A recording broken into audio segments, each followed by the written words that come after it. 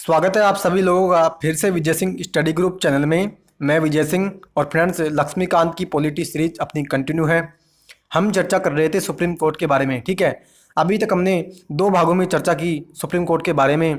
मैंने आपको बताया कि सुप्रीम कोर्ट का स्थान जो है, यानी अगर भारत का सीजेआई अगर ये चाहे कि नहीं, मैं दिल्ली से ज़्यादा, दिल्ली के अलावा मैं जो है अन्य स्थान पर सुप्रीम कोर्ट को ले जाना चाहता हूँ, तो वो ले जा सकता है। इसके अलावा सुप्रीम कोर्ट को जो है कौन कौन सी हमने शक्तियाँ दी, सुप्रीम कोर्ट के जो जज होते हैं उनको जो है कौन कौन सी हमने शक्तियाँ दी, इसके अलावा सुप्रीम कोर्ट को हमने कौन कौन सी शक्तियाँ दी कि इसके माध्यम से जो न्यायपालिका वो है स्वतंत्र रूप से काम करेगी। इस सभी के बारे में मैंने जो है दो भागों में डिटेल से डिस्कशन किया था, ठीक है। जितने भी जो है व्यूअर्स, नए व्यूअर्स इस वीडियो को देख रहे हैं तो वो पुराने भागों को देख लीजिए। इसके अलावा जितने भी मैंने आज तक यूट्यूब पे लेक्चर डाले हैं, यानी जो पॉलिटी से संबंधित, चाहे राष्ट्रपति, उपराष्ट्रपति, प्रधानमंत्री, ठीक है, जो मूल अधिकार है, नीति निर्देशक तत्व है, संविधान हो, चाहे जो है ऐतिहासिक पृष्ठभूमि, यानी सभी लेक्चर जो है आप आराम से देख सकते हैं। मेरे यूट्यूब चैनल पर अलग से प्लेलिस्ट भी बनाई हुई है। तो मित्रों, आज हम जो चर्चा करेंगे ना, वो करेंगे सुप्रीम कोर्ट की शक्तियों के बारे में, यानी सुप्रीम कोर्ट को हमने कौन कौन सी शक्तियां दी। तो अभी तक आपने चैनल को सब्सक्राइब नहीं किया तो आप चैनल को सब्सक्राइब कर लीजिए और पास ही के नोटिफिकेशन बेल के ऑल के बटन पर आपको क्लिक करना है, ताकि मेरी जितनी भी वीडियो मैं यूट्यूब पर डालूं तो आपको जो है सबसे पहले उसका नोटिफिकेशन मिल जाएगा, जिसके माध्यम से आप जो है यूट्यूब पर वीडियो को देख लेंगे, ठीक है। तो पहली हम बात करें, क्या करें कि संविधान में सुप्रीम कोर्ट की व्यापक शक्तियां और क्षेत्राधिकार को उल्लिखित किया है। अमेरिकी उच्च न्यायालय की तरह यह न केवल संघीय न्यायालय है, बल्कि ब्रिटिश हाउस ऑफ लॉर्ड्स की तरह अपील का अंतिम न्यायालय है, बल्कि एक संविधान और भारत के नागरिकों के अधिकारों का व्याख्याता और गारंटर है। यानी मित्रों, ये कहना चाह रहा है कि संविधान के द्वारा हमने सुप्रीम कोर्ट को जो है सब कुछ शक्तियां दी और कुछ क्षेत्राधिकार दिए, ठीक है। और हमने जो है, जो सुप्रीम कोर्ट है उसको जो है हमने भारत के नागरिकों के अधिकार, मूल अधिकार हैं, उसका जो है अंतिम व्याख्याता बनाया और गारंटर भी बनाया। और मैंने पिछले अध्याय में भी मैंने आपको बताया था कि अगर आपके मूल अधिकारों का उल्लंघन हो, और मूल अधिकारों के चैप्टर में मैंने आपको बताया था मित्रों, बहुत डिटेल से डिस्कशन किया है, सरल से सरल शब्दों में मैंने आपको समझाने का भरपूर प्रयत्न किया है, ठीक है। तो मैं इसलिए कह रहा हूँ कि आप जो है सरल से सरल शब्दों में जो है अच्छी तरह से समझ जाएंगे। मेरे जितने भी यूट्यूब पर लेक्चर पढ़े हैं आप जाकर के उनको देख लीजिए।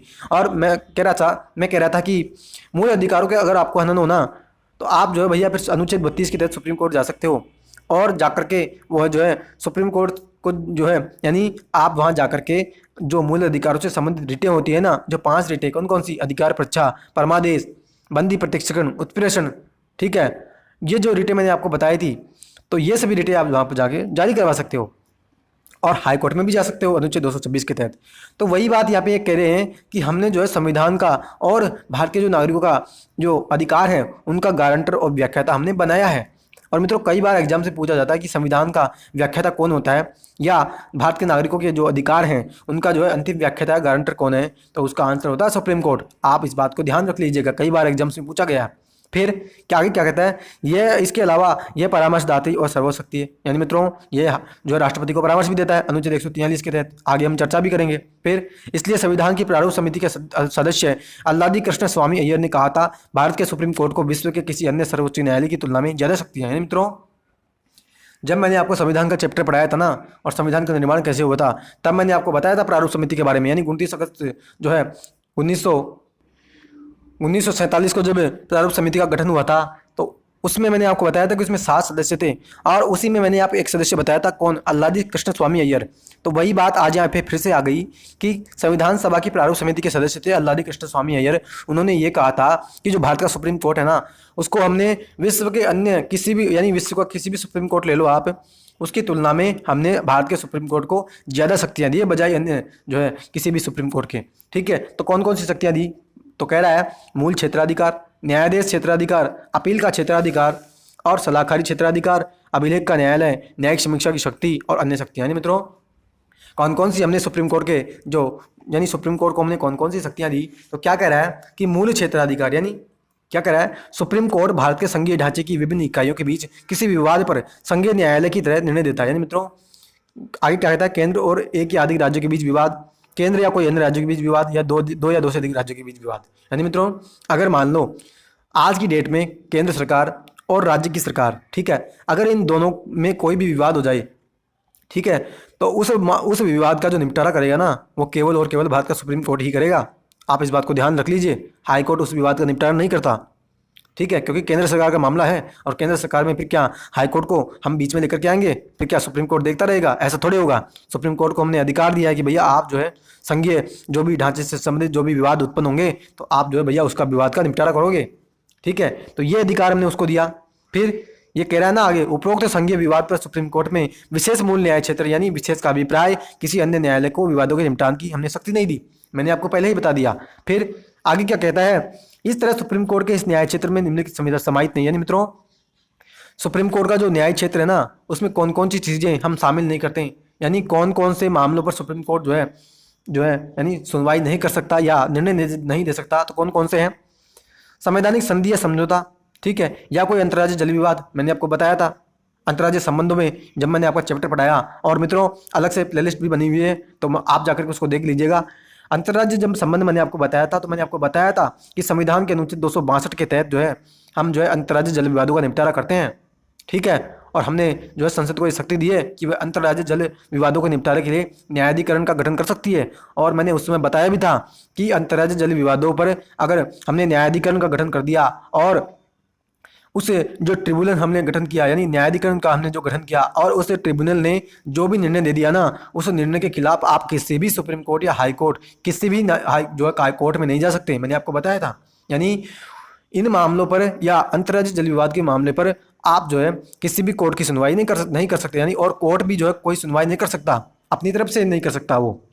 और वित्त आयोग के कोई मामले हों या केंद्र और राज्य के बीच कोई पेंशन का या समझौता का कोई मामला हो ना, तो और नुकसान की भरपाई हो, यानी ये सभी मामले ऐसे हैं कि इस पर जो है सुप्रीम कोर्ट या हाई कोर्ट जो है सुनवाई नहीं कर सकता। ठीक है, आप इस बात को समझ लीजिएगा। तो दूसरी जो शक्ति हमने सुप्रीम कोर्ट को दी तो क्या दी, क्या कह रहा है कि न्यायाधीश का हमने क्षेत्राधिकार दिया, यानी रिटें जो जारी की जाती है, कौन कौन सी रिटें हम जारी करते हैं, तो उसी के बारे में हम चर्चा कर रहे हैं। क्या कर रहा है, संविधान ने सुप्रीम कोर्ट को नागरिकों के मूल अधिकारों के रक्षक और गारंटर के रूप में स्थापित किया। मैंने मित्रों कई बार आपको बता दिया और आज के लेक्चर में मैंने 2-3 बार बता दिया कि आपके मूल अधिकारों का रक्षक और गारंटर सुप्रीम कोर्ट है, ना कि हाई कोर्ट या कोई अन्य कोर्ट। आप इस बात को याद रख लीजिएगा। फिर सुप्रीम कोर्ट को अधिकार प्राप्त है कि वह बंदी, प्रत्यक्षीकरण, परमादेश, उत्प्रेषण, प्रतिषेध और अधिकार पक्षा जैसी न्यायादेश जारी कर सकता और मूल अधिकारों की रक्षा करेगा। आपको मैंने अतः ही बताया था, ठीक है, कि अगर आपके मूल अधिकारों का हनन हो तो अनुच्छेद 32 के तहत सुप्रीम कोर्ट जो है ये 5 रिटें जारी करता है। ठीक है, यानी आपके जो है यानी आपका मामला कैसा है तो उस मामले के अनुसार जो है रिटें जारी करता है। फिर इस संबंध में सुप्रीम कोर्ट को यह मूल न्यायाधिकार प्राप्त है और नागरिकों को अधिकार है कि वह बिना अपील याचिका के सीधे सुप्रीम कोर्ट में जा सकता है। यानी मित्रों आप जो है बिना हाई कोर्ट जाए हुए अनुच्छेद 226 के तहत आप सीधे सुप्रीम कोर्ट जा सकते हो। ठीक है, अगर आपके मूल अधिकार का हनन हो तो आप इस बात को याद रखिएगा। फिर आगे क्या कहता है, इसका मतलब है कि जब किसी नागरिक के मूल अधिकार का हनन हो रहा हो तो वह सीधे सुप्रीम कोर्ट जो है जा सकता है, बजाय बिना किसी उच्च न्यायालय में जाए। आपको मैंने पहले ही बता दिया। फिर क्या कह रहा है आगे कि सुप्रीम कोर्ट के न्यायाधीश क्षेत्राधिकार के मामले में सुप्रीम कोर्ट व हाई कोर्ट का एक अंतर है। क्या अंतर है, उच्चतम न्यायालय केवल मूल अधिकारों के क्रियान्वयन के लिए संबंध में न्यायाधीश जारी कर सकता है, अन्य उद्देश्यों से नहीं। जबकि दूसरी तरफ हाई कोर्ट न केवल मूल अधिकारों के लिए न्यायाधीश जारी कर सकता है बल्कि अन्य उद्देश्यों के लिए भी जारी कर सकता है। मित्रों मैंने आपको जो है मूल अधिकारों के चैप्टर में भी यह बात बताई थी और आज फिर यह बात वापस आ रही है। क्या कि जो सुप्रीम कोर्ट होता है ना वो केवल और केवल जो है मूल अधिकारों के लिए ही रिटें जारी करता है। आप इस बात को याद रखिएगा, कान खोल के आप जो है इस बात को सुन लीजिए। क्या कि सुप्रीम कोर्ट केवल और केवल मूल अधिकारों के उल्लंघन के लिए ही रिटें जारी करेगा, लेकिन हाई कोर्ट जो होता है वो मूल अधिकारों के अलावा जो है अन्य किसी भी मामले के लिए रिटें जारी कर सकता है। आपने सुना भी होगा कई बार मामलों में कि हाँ सुप्रीम कोर्ट ने सॉरी जो हाई कोर्ट है उसने जो है रिटें जारी कर दी। ठीक है, अन्य मामलों के संबंध में सुना होगा आपने कई बार, जब कोई विवाद उत्पन्न होता है ना तो आपने सुना होगा। जैसे कई बार तो जो नौकरी का विवाद होता है तो उसके मामले में भी कई बार जो है हाईकोर्ट रिटें जारी करती है, आपने जो है अक्सर सुना होगा। तो वही बात यहाँ पे कह रहे हैं कि सुप्रीम कोर्ट जो होगा ना वो केवल मूल अधिकारों के लिए रिटें जारी करेगा, लेकिन हाईकोर्ट मूल अधिकारों के अलावा अन्य किसी भी मामलों के लिए रिटें जारी कर सकता है। इसका अभिप्राय है न्याय क्षेत्र के मसले पर उच्च न्यायालय का क्षेत्र ज़्यादा है, लेकिन संसद उच्च न्यायालय को अन्य उद्देश्य के लिए न्यायाधीश की शक्ति प्रदान कर सकती है। ठीक है, तो ये हमने चर्चा की 2 शक्तियों के बारे में, सुप्रीम कोर्ट को जो हमने 2 शक्तियां दी। आगे हम बात करेंगे अपीलीय क्षेत्राधिकार, यानी उच्चतम न्यायालय निचली अदालतों के फैसले के खिलाफ सुनवाई करता है, इसलिए अपीलीय न्यायाधीश की शक्ति 4 शीर्षों में वर्गीकृत हम कर सकते हैं। यानी मित्रों क्या कह रहा है कि कई बार ऐसा होता है ना कि हम जो है हाईकोर्ट गए और हाईकोर्ट के निर्णय से, हाईकोर्ट ने जो निर्णय दिया उस हाईकोर्ट के निर्णय से हम संतुष्ट नहीं हुए, तो हम जब जाते हैं ना सुप्रीम कोर्ट, तो वही ये बात यहाँ पे आ रही है कि भैया आप जो है हाई कोर्ट के निर्णय के खिलाफ फिर सुप्रीम कोर्ट में भी अपील कर सकते हो। तो वही अपील या क्षेत्राधिकार है, आप इस बात को समझिए। ठीक है, तो उसको जो है यहाँ 4 भागों में बांटा जा रहा है। क्या क्या कि संवैधानिक मामलों में जब हम जाते हैं हाई कोर्ट के निर्णय के खिलाफ सुप्रीम कोर्ट में, क्या करा है, संवैधानिक मामलों में सुप्रीम कोर्ट में उच्च न्यायालय के फैसले के खिलाफ अपील की जाती है। पहली बात हमने कर ली, ठीक है। दूसरी, दीवानी मामले यानी जो रेवेन्यू से संबंधित है, जो पैसों से संबंधित कोई भी मामला अगर आप हाई कोर्ट में लेकर के जाते हो और उसके निर्णय से संतुष्ट नहीं होते हो, तो फिर आप सुप्रीम कोर्ट जाते हो ना, तो वो फिर दीवानी मामला है। दीवानी मामलों के तहत सुप्रीम कोर्ट में किसी भी मामले को लाया जाता है। ठीक है, फिर आपराधिक मामले यानी किसी को जो है हाई कोर्ट सजा दे देता है, तो फिर उसकी सजा के खिलाफ हम सुप्रीम कोर्ट जाते हैं। क्या करा है, उच्च न्यायालय के आपराधिक मामलों के फैसलों के खिलाफ सुनवाई करता है, यदि उच्च न्यायालय ने अगर किसी को फांसी की सजा दे दी हो। ठीक है, यानी मित्रों मान लो अगर भारत का हाई कोर्ट कोई भी किसी व्यक्ति को फांसी की सजा दे देता है ना, तो फिर वो व्यक्ति जाता है सुप्रीम कोर्ट, क्योंकि हो सकता है कि उसकी सज़ा को सुप्रीम कोर्ट जो है कम कर दे या अन्य किसी मामले में यानी अन्य किसी रूप में परिवर्तन कर दे। कौन सी जो है उसकी शक्ति के तहत। तो राष्ट्रपति को भी हमने जो है अधिकार दिया था, मैंने बताया था आपको कि अनुच्छेद 72 के राष्ट्रपति को हमने समाधान की शक्ति दी थी, और उसके माध्यम से जो है वो सज़ा को जो है कम भी कर सकता है, यानी माफ़ कर सकता है। मैंने समा की बात की, समा, प्रविलंबन, परिहार। ठीक है, ये सभी बातें मैंने आपको उसमें बताई थी। तो वही बात यहाँ पे कह रहे हैं कि आपराधिक मामलों में अगर हाई कोर्ट ने सज़ा दे दी हो, तो सुप्रीम कोर्ट उसकी सज़ा को जो है फिर माफ़ भी कर सकता है, यानी या फिर कम कर सकता है। तो उसके पास अधिकार है, वो कुछ भी कर सकता है। फिर चौथी बात बता रहे हैं कि विशेष अनुमति के द्वारा अपील, यानी सुप्रीम कोर्ट को इस बात का अधिकार है कि वह अपना मत विशेष अनुमति प्राप्त अपील को दे, जो किसी भी फैसले से संबंधित मामले से जुड़ी हो। फैसला किसी न्यायालय या पंचायतों से संबंधित हो, इस व्यवस्था में निम्न 4 बिंदु। यानी मित्रों, सुप्रीम कोर्ट को हमने इस बात का अधिकार दिया है कि भैया अगर आपके पास कोई विशेष अनुमति के माध्यम से कोई अपील आती है ना, तो आप जो है फिर उस विशेष अनुमति की जो अपील है उसको जो है अपना मत दे सकते हो। और वो कौन सा, कि मान लो कोई मामला न्यायालय से संबंधित था या कोई सैन्य अदालतों से संबंधित था, यानी पंचायतों से संबंधित है सिवाय सैन्य अदालतों के। फिर क्या कह रहा है कि ये एक विवेकानुसार उसकी शक्ति है और इसका अधिकार के रूप में दावा नहीं किया जा सकता। मित्रों, ये जो है सुप्रीम कोर्ट की विवेकाधिकार शक्ति है, यानी डिस्क्रिशनरी उसको पावर हमने दी है कि आप जो है भैया अपने विवेक से काम लोगे उस समय कि हाँ मुझे जो है इस विशेष अनुमति प्राप्त अपील को अपना मत देना है या नहीं देना है। फिर किसी भी फैसले में इसका मत जो होगा वो अंतिम होगा या अंतरिम होगा। यह किसी भी फैसले से संबंधित हो सकता है, चाहे संवैधानिक हो, दीवानी हो, आपराधिक हो। फिर इसे किसी भी न्यायालय या पंचायत के खिलाफ जो है किया जा सकता है, केवल उच्च न्यायालय के खिलाफ ही जरूरी नहीं है।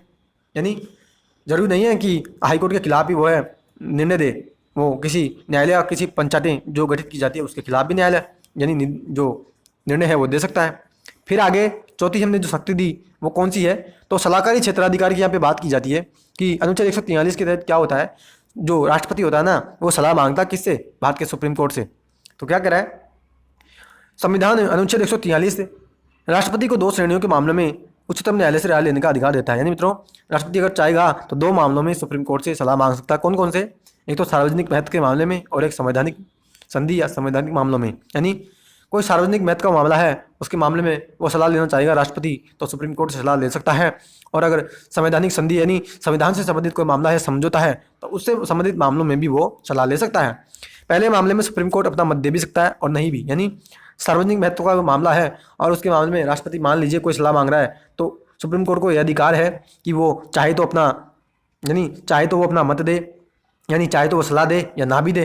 ठीक है, लेकिन अगर मान लो दूसरे मामले में यानी संवैधानिक संधि या समझौते के मामले में अगर मांग रहा है राष्ट्रपति अगर उससे सलाह, तो उसको फिर भैया जो है सलाह देनी ही होगी। दोनों ही मामलों में सुप्रीम कोर्ट का मत सिर्फ सलाह होता है, इस तरह राष्ट्रपति इसके लिए बाध्य नहीं है और वह सलाह को माने। यानी मित्रों, दोनों ही मामलों में जो सलाह देगा ना सुप्रीम कोर्ट, वो सलाह केवल और केवल सलाह ही होगी, यानी वो बाध्यकारी नहीं होगी कि हाँ मैंने सलाह दे दी तो भैया आप मान ही लो, यानी आपको मानना ही पड़ेगा। ऐसा नहीं होगा, राष्ट्रपति को ये अधिकार है कि वो या तो सलाह को माने या ना भी माने। ठीक है, तो ये मैंने आपको बताई 4 बातें, यानी 4 शक्तियों के बारे में मैंने आपसे चर्चा की।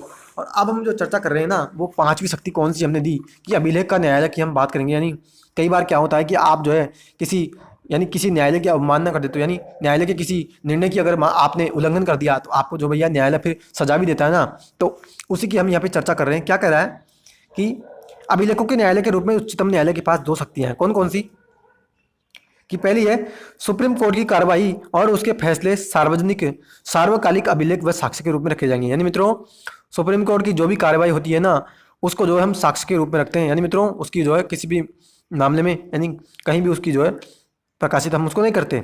इन अभिलेखों पर किसी अन्य अदालत में चल रहे मामले के दौरान प्रश्न नहीं उठा सकते। यानी मित्रों जो भी सुप्रीम कोर्ट निर्णय देता है ना और अन्य जो भी कार्रवाई उसकी होती है उस कार्रवाई पर हम प्रश्न नहीं उठा सकते किसी भी अन्य न्यायालय में। फिर क्या कहता है, इसके पास न्यायालय की अवमानना पर दंडित करने की शक्ति। यानी मित्रों अगर आप जो है न्यायालय की अवमानना यानी न्यायालय के किसी निर्णय का उल्लंघन करते हो तो आपको भैया फिर सजा दी भी जा सकती है न्यायालय के द्वारा। ठीक है, और आगे मैंने यहाँ कुछ लिख रखा क्या कि संविधान में न्यायालय के अवमान को परिभाषित नहीं किया है। न्यायालय अवमान अधिनियम 1971 अवमान को परिभाषित करता है। यानी मित्रों आप इस बात को समझ लीजिएगा, अगर कहीं भी ये प्रश्न आ जाए ना कि न्यायालय के अवमान को, न्यायालय के अवमान यानी ये जो शब्द है ना न्यायालय का अवमान, इस शब्द को संविधान ने कहीं भी परिभाषा नहीं दी। यानी इस शब्द की संविधान में हमने कहीं भी परिभाषा नहीं दी। हमने जो इसको नहीं बताया कि इस शब्द में क्या होगा, लेकिन एक एक्ट आया कौन सा, न्यायालय अवमान अधिनियम 1971, इसके माध्यम से जो है हमने अवमान को परिभाषित किया। यानी अवमान की हमने परिभाषा दी है क्या कि अवमान में, यानी अवमान में हम किसको गिनेंगे कि हाँ अब जो है इसको हम अवमान कहेंगे, यानी इसको जो हम उल्लंघन कहेंगे। तो आगे क्या कहता है कि न्यायालय की अवमानना सिविल या आपराधिक दोनों मामलों में हो सकती है। सिविल अवमानना का मतलब है स्वेच्छा से किसी फैसले, आदेश, न्यायाधीश की अवहेलना करना, जबकि आपराधिक मामला का अवमानना का मतलब है किसी ऐसी सामग्री का प्रकाशन और ऐसा करना जिसमें न्यायालय की स्थिति को कमतर आंकना या बदनाम करना या न्यायिक प्रक्रिया में बाधा पहुंचाना या न्याय प्रशासन को किसी भी तरीके से रोकना। यानी मित्रों आप ऐसा समझो कि न्यायालय की जो अवमानना है ना वो दो प्रकार से हम देख सकते हैं। कैसे कैसे, अगर मान लो कि कोई सिविल मामला था, कैसे कि मान लीजिए सुप्रीम कोर्ट ने कोई निर्णय दिया था और उस निर्णय का आपने जो उल्लंघन कर दिया, यानी आपने ऐसा आप जो है एग्जाम्पल से समझिए कैसे कि मान लो कोई जो है पैसों से संबंधित कोई मामला था और आप लेकर के गए थे हाई कोर्ट में, हाई कोर्ट से मामला पहुंचा सुप्रीम कोर्ट में और सुप्रीम कोर्ट ने निर्णय दे दिया कि भैया जो है ये जो दो पक्ष हैं इन दोनों पक्षों में जो है एक पक्ष को जो है ज़्यादा पैसा मिलेगा या एक पक्ष को कम मिलेगा। अब क्या हुआ, आपने जो उस आदेश की अवमानना कर दिया, यानी उस आदेश का उल्लंघन कर दिया, तो अब क्या होगा, आपको जो है सज़ा मिल सकती है। पहली बात तो ये कर दी किसमें, सिविल अवमानना में। दूसरी क्या करें कि मान लो सुप्रीम कोर्ट ने किसी व्यक्ति को सज़ा सुनाई थी और उस सज़ा को जो है उस व्यक्ति ने नहीं माना, या फिर क्या हुआ कि किसी व्यक्ति ने क्या किया कि न्यायालय को बदनाम किया। कैसे, गलत तरीके से, कि जो भारत में जो न्यायपालिका है वो गलत तरीके से जो है निर्णय देती है, या फिर उसके जो न्यायालय है वो जो न्याय देता है तो उसकी जो प्रक्रिया है उसमें जो उसने बाधा पहुंचाई या किसी भी अन्य तरीके से उसने जो न्यायालय को बदनाम किया, तो ये जो मामले आते हैं ना वो आपराधिक मामले आते हैं। तो इन दोनों मामलों में एक तो सिविल अवमानना हो गई और एक हो गई आपराधिक अवमानना, तो दोनों मामलों में आपको फिर सज़ा मिल सकती है। यानी कंटेम्प्ट ऑफ कोर्ट का केस आपके खिलाफ दर्ज किया जा सकता है, यानी न्यायालय की अवमानना।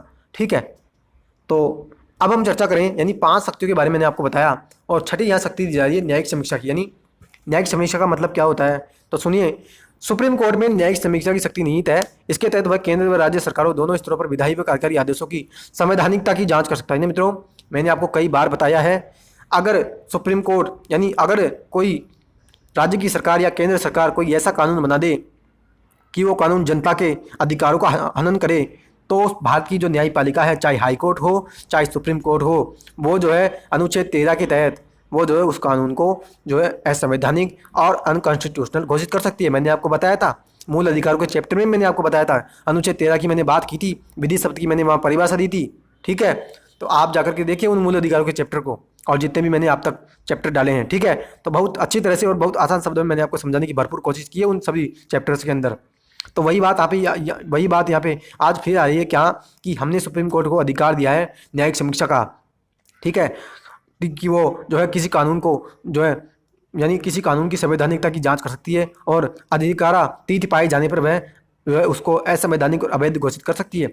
मैंने आपको बताया था, और इसी चैप्टर में यानी जो हमारा सुप्रीम कोर्ट का चैप्टर ही चल रहा है ना, उसी में मैंने आपको बताया था पहले ही भाग में क्या कि जब संविधान संशोधन अधिनियम 99वां आया 2014 में, तो उस अधिनियम को सुप्रीम कोर्ट ने फिर जो है असंवैधानिक घोषित किया। मैंने आपको बताया था जब हमने जो है NJAC यानी हम जो है नेशनल जुडिशियल जो है अपॉइंटमेंट कमीशन लेकर के आ रहे थे और सरकार चाह रही थी कि हम जो है न्यायाधीश यानी हम जो है न्यायाधीशों की नियुक्ति करेंगे, तो फिर उसको जो है सुप्रीम कोर्ट ने जो है असंवैधानिक घोषित किया था।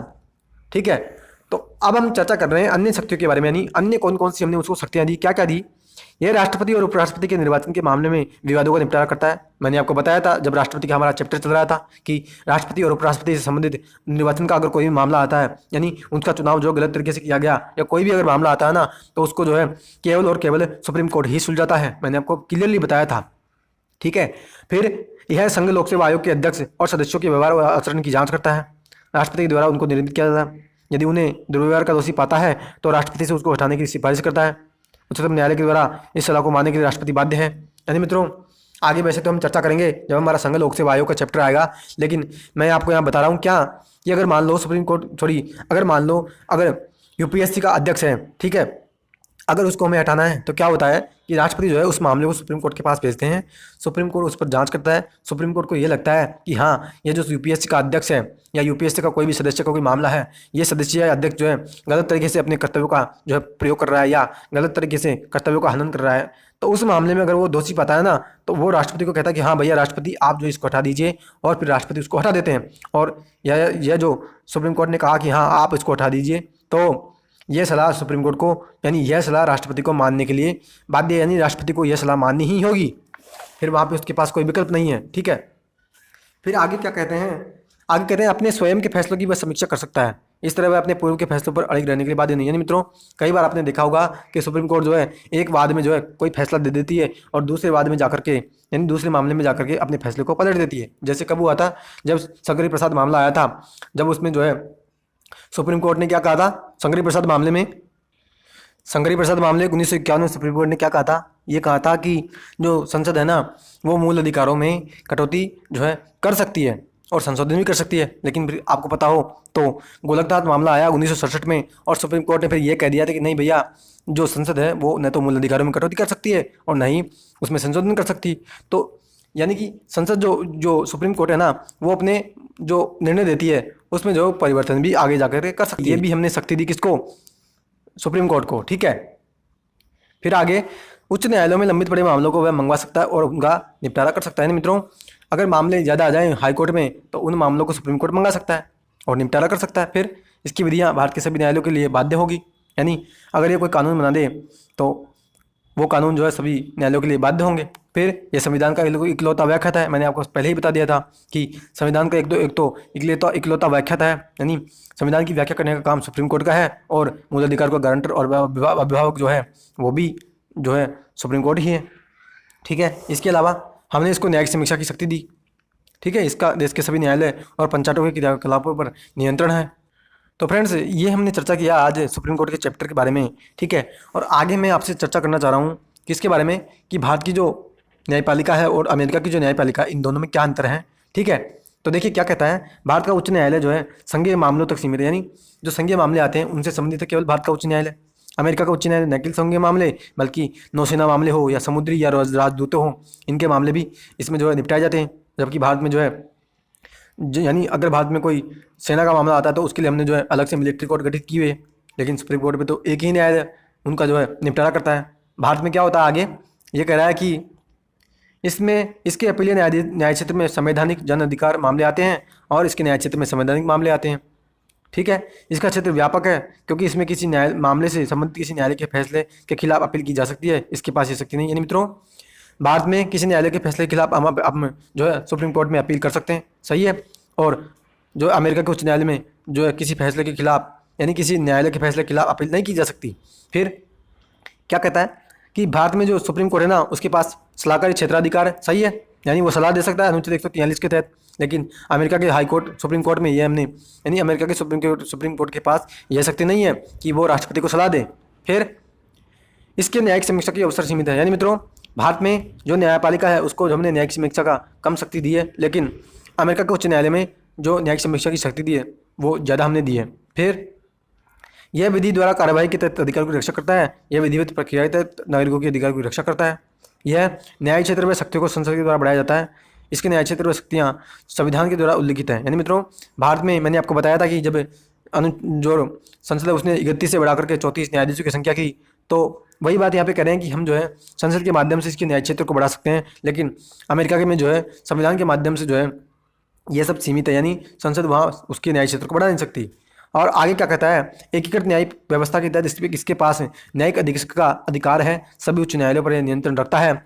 दोहरी न्याय व्यवस्था के कारण इसके पास ऐसी कोई शक्ति नहीं। यानी मित्रों भारत में अगर देखेंगे ना, तो भारत में जितने भी न्याय है, यानी जितने भी न्याय न्याय यानी भारत में जितने भी न्यायालय हैं उन सभी पर जो है नियंत्रण कौन रखता है, सुप्रीम कोर्ट। लेकिन अमेरिका में ऐसा नियंत्रण वहाँ नहीं है। ठीक है, तो मित्रों आज का चैप्टर अपना कंप्लीट हुआ, सुप्रीम कोर्ट का पूरा चैप्टर जो है हमारा आज कंप्लीट हो चुका है। मैंने 3 भाग आप लोगों के समक्ष रखे सुप्रीम कोर्ट के।